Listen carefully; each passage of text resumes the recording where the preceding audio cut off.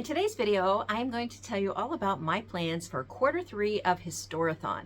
Now, Historathon started as a reading event here on BookTube 4 years ago, I think. 3 or 4, and the man who started it all is Vin over at Revenant Reads. Now I will link in the description below to his video where he made the announcement for this year's Historathon.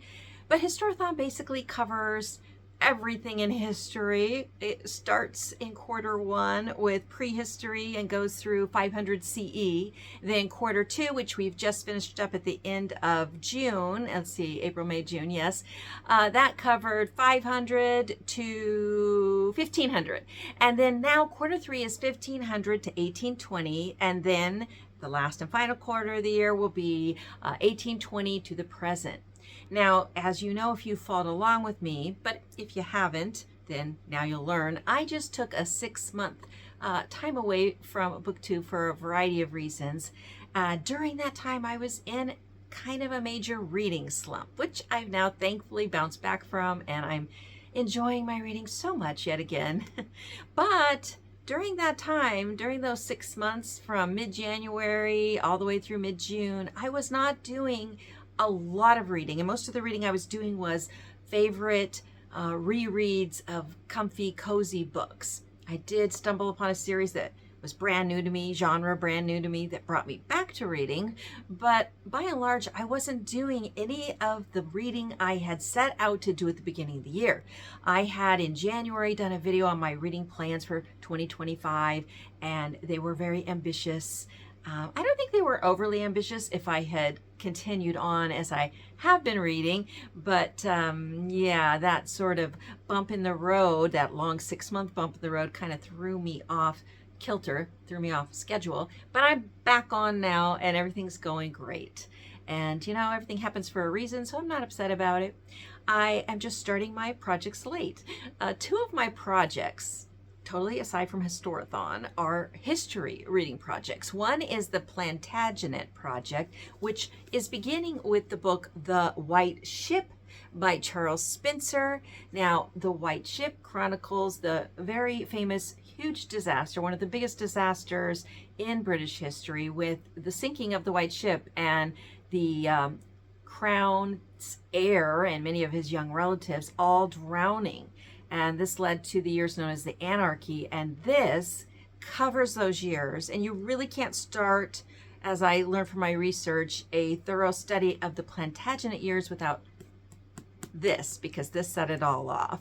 And so I am nearly finished with this now, should be finished in another day or 2. So I'll be able to tell you what I thought of it in my July wrap up when I do that, probably in about a week. But I will say I'm loving it. Charles Spencer is a fantastic writer. I don't know how in the world he incorporates so much detailed history along with keeping the narrative so free-flowing and so fascinating, but he does. So that's really not part of Historathon for me. It would have been in Q2 if I'd finished it on time, but that's okay. We're gonna consider the overlap into July just fine. You know, in actuality, I did finish 2 of my planned books for Q1 of Historathon. In January, I read Pathogenesis, The History of the World in 8 Plagues. And then in February, I finished up The Rise and Fall of the Dinosaurs. And I love both of those books, especially the dinosaur book. And I reviewed them in my recent videos on what I read in the first half of 2025. So you can check out all about what I thought of those books and more in those videos. Now, for Historathon, technically you're supposed to read a nonfiction book, or more, however many you want, that falls into the time period that's been designated for that quarter. Sometimes, you know, time periods don't work that neatly and they overlap. One of my books I've got planned certainly does that for Q3, and that's just fine. Also for Historathon, Vin suggested side quests that you could, if you wanted, do along with your reading of nonfiction history that basically supplements it, makes it a little more interesting and fun. And so I tried to do that, well, all the time with all my reading of history, but especially for Historathon. And that is even more especially true if I'm reading an era or a place in the world where I've not read much history before. And that holds true for one of the periods I'm reading for quarter three. So for quarter three Historathon, years 1500 to 1820, I've got 4 definite nonfiction books I'm reading, plus 2 side quest supplemental historical fiction books. And I've got 4 more optional nonfiction books. We'll see if I get to any of those. Now, what are side quests, you might ask? Well, they're anything from cooking the way they did in that time period to, if you're super crafty, making clothes, maybe writing and acting out a play. How about just doing some crafts from that time period, or trying to do some of the menial chores in the way they had to be done back then? Or, you know what, the simplest and often most fun of all is just reading some historical fiction that does a good job of being accurate to a lot of the, facts of that time period. And there are many historical fiction authors now who do their research very carefully and incorporate it very well into their historical fiction, so it doesn't feel, dry or like an info dump. Instead, it just makes the whole story more believable, more incredibly interesting. So my first 2 nonfiction books for this quarter are Blair Warden's The English Civil Wars, 1640 to 1660.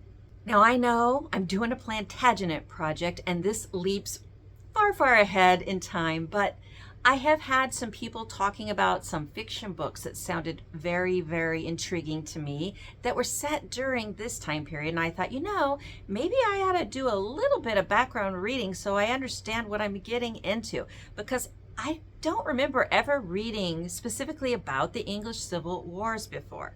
So let me read to you from the back of this book. I know, a book blurb, but this one does a really good job of describing what's in the book, what it covers. It says, the political upheaval of the mid-17th century is a unique event in English history. The monarchy and House of Lords were abolished to be replaced by a republic and military rule.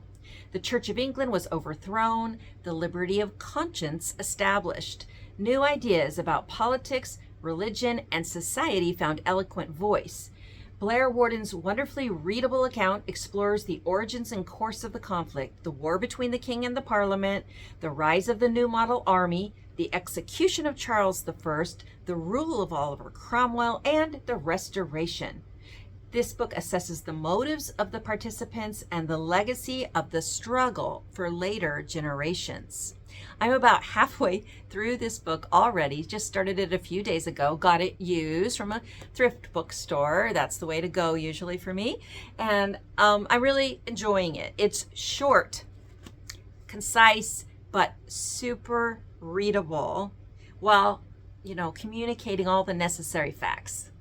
Now, the second book I'm reading is The English Civil War, Papists, Gentlewomen, Soldiers, and Witch Hunters in the Birth of Modern Britain by Diane Purkis. Now, I read a lot of reviews by, critics, national critics, as well as just readers of this book. And everybody thinks it is absolutely wonderful in the way it approaches the Civil War from so many multiple perspectives. And I've taken a few little snatch readings here and there throughout the book, and I am really loving her style. And it's a chonker, a lot more than, this little thing. But, I feel like they'll balance each other out and give me a really good framework for understanding what went on during this period, so that I can not only understand that period of English history, but also read some really cool historical fiction that's set in that period and know what in the world I'm dealing with, because at this point, I still really don't. Now, one of my 4-year-long personal reading projects, aside from the Plantagenet project, is my California history projects.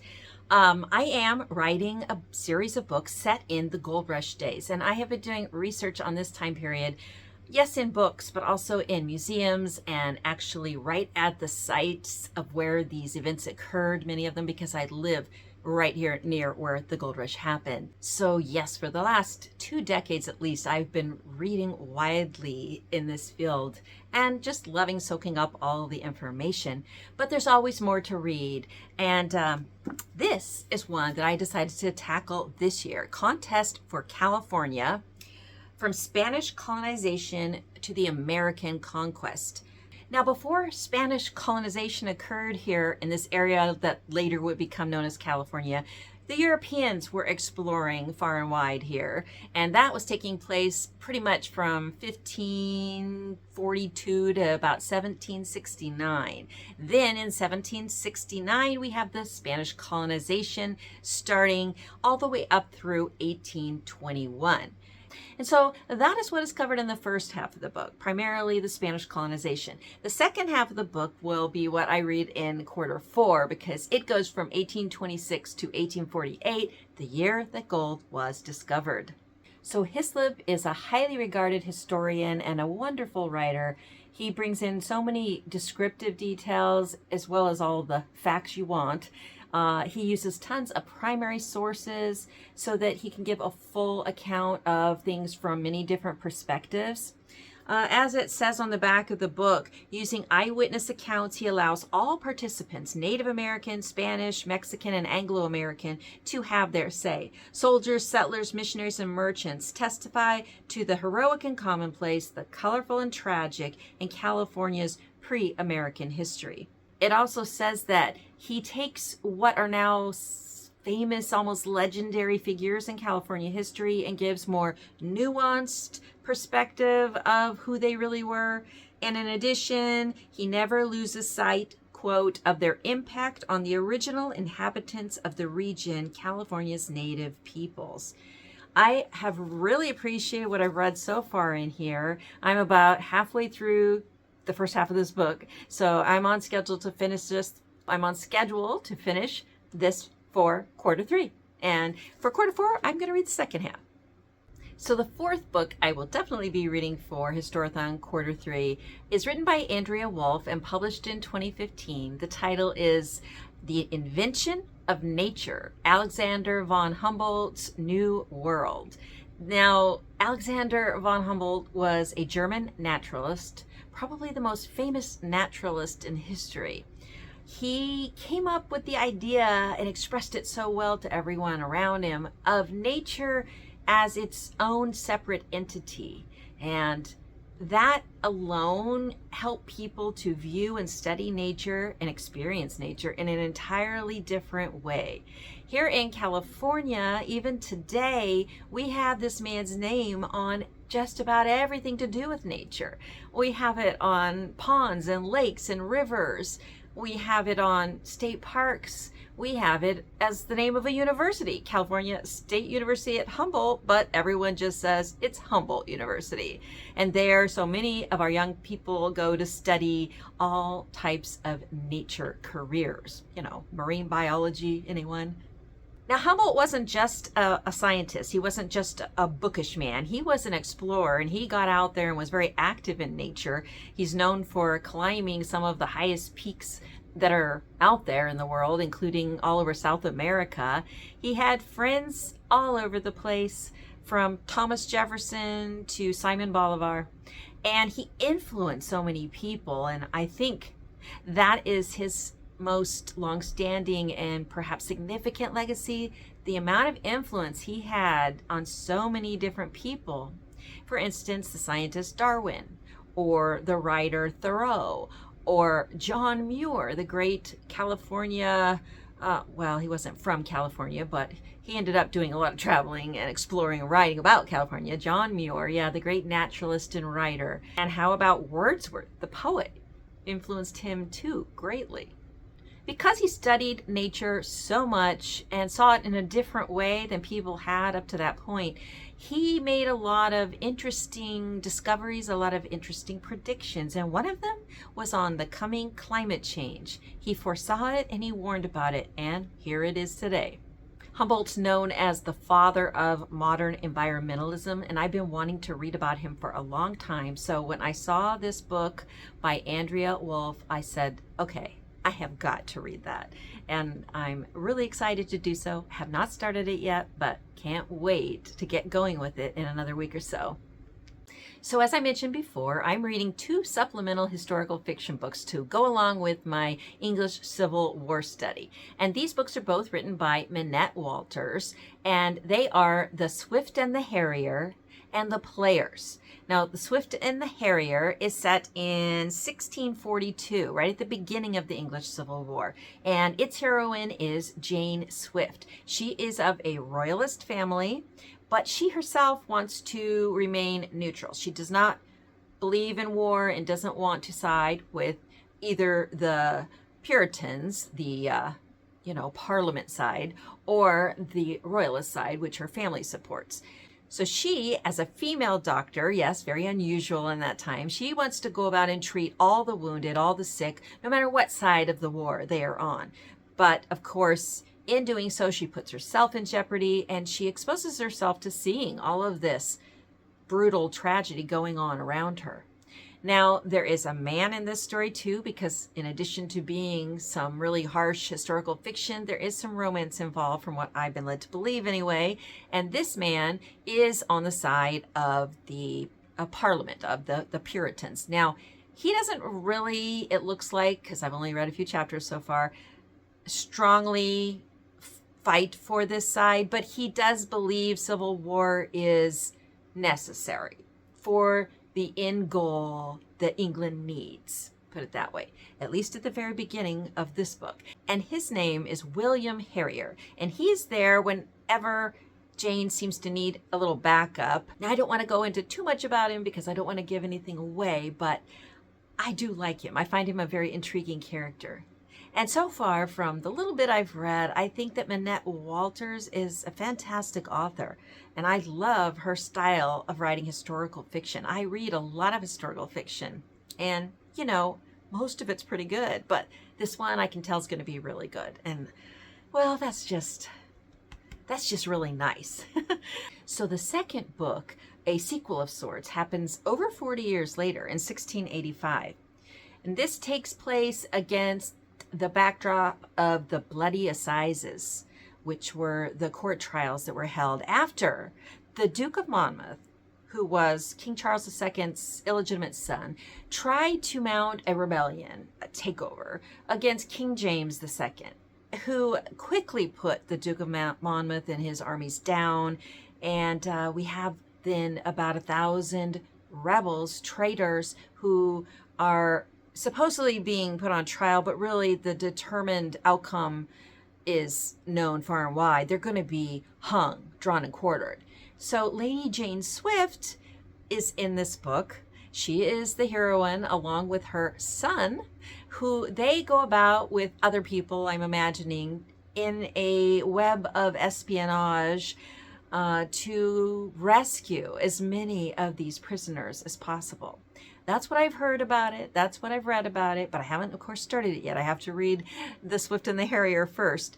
But I feel like this will round out and supplement my study of the English Civil War period very well, and I'm looking forward to getting to both of these books. And let me tell you, the person that brought to my attention this author, Minette Walters, and these 2 books, which led to me wanting to study the English Civil War period just, a little bit here in quarter 3, is Kim, yes, another Kim, from A Book Forest. Kim has a small channel, but it is so good. And she focuses on fantasy, science fiction, and classics. But as you can tell from these 2 books that she has recommended, she branches out into a bit of historical fiction as well. And I'm sure other genres too. But I really appreciate her style on BookTube, and I encourage you to go check out her channel, A Book Forest. Now for my 4 optional books for quarter 3 Historathon. Not sure I'm going to have the time to read these, but I'm hoping I do get to 1 or 2 of them because they all look so good.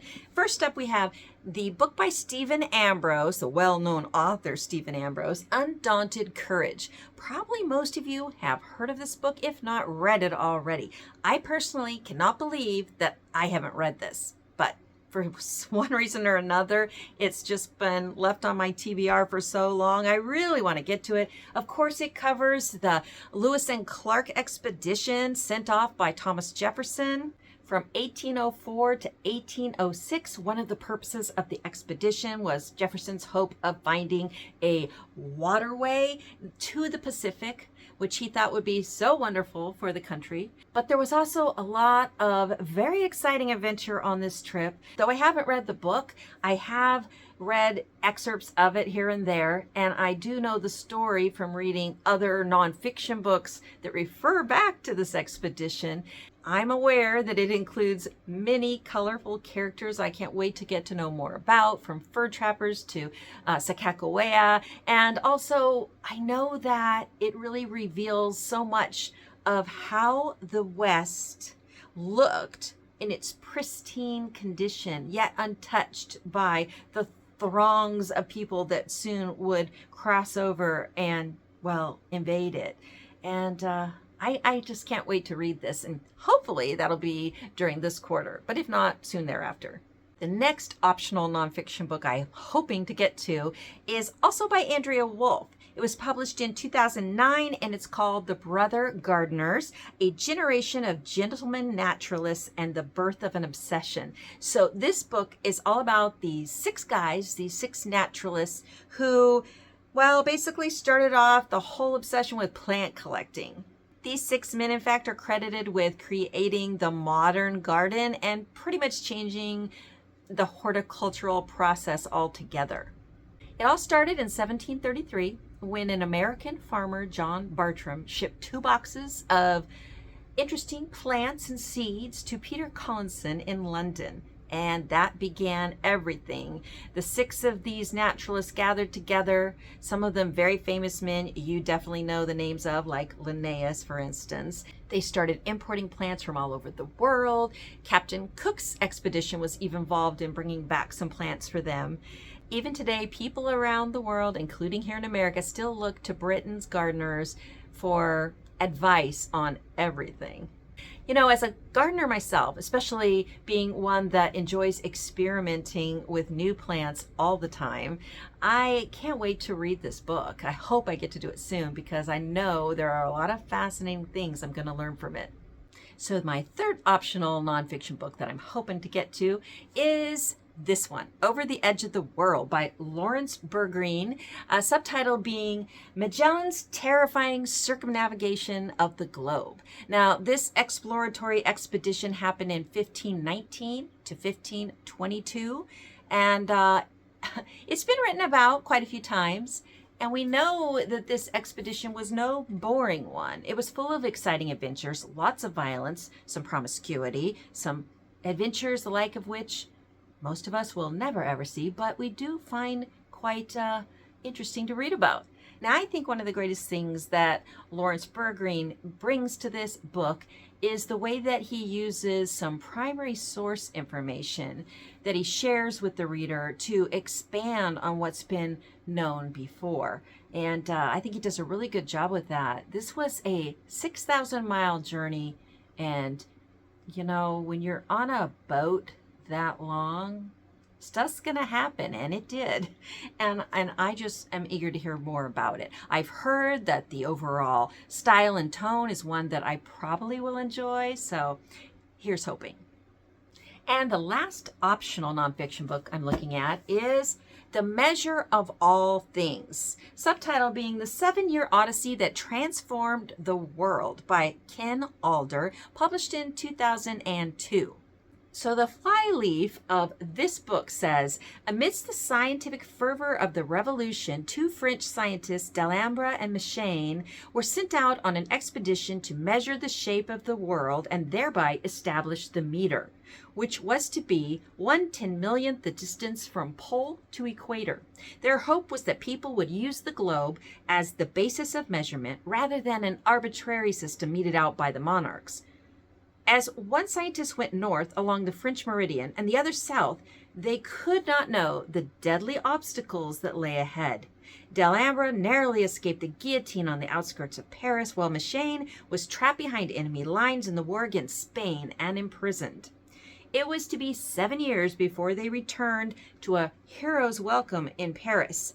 However, Magellan was obsessed with a minute error in his calculations, which he discovered and then concealed. and which eventually drove him to his grave. His death forced his colleague, Delambra, to choose between loyalty to his friend and science. Well, I want to know what that's all about, and I want to know how it ended. And yeah, it's very intriguing to me. I grew up in a world that, here in America, that did not use the metric system, but when I was in school, I remember they were trying to teach us, in vain for the most part, because we're pretty stubborn and we didn't want to learn. And even today, yeah, most Americans still don't know the metric system. Maybe this book is going to convince me to finally learn it well. We'll see. Historathon was something that I actually enjoyed here on BookTube before I became a creator. So if you don't have your own channel, you can still participate. Let me know in the comments what books you're reading for Historathon in this quarter of the year from 1500 to 1820. I would be very interested to hear what has fascinated you and what you're planning to read. If you've stuck with me all the way to the end, thank you so much for watching and for your support. If you liked the video, give it a like and maybe subscribe if you haven't yet. I am having so much fun here on BookTube, sharing what I read and watching all the other booktubers and getting so many great book recommendations from everyone out there. Meanwhile, until next time, I'm wishing you continued happy reading.